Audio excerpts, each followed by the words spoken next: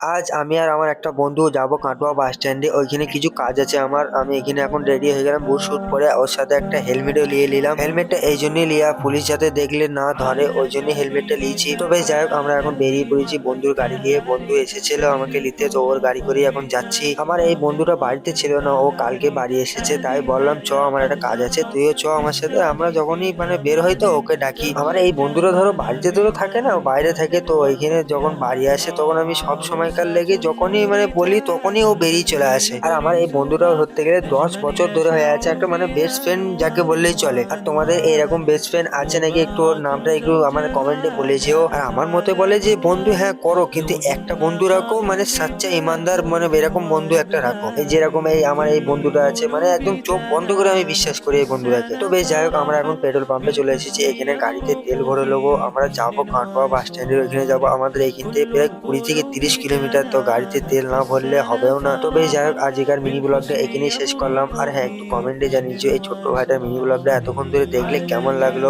ভালো লাগলে একটা লাইক করে চ্যানেলটিকে সাবস্ক্রাইব করে দিও।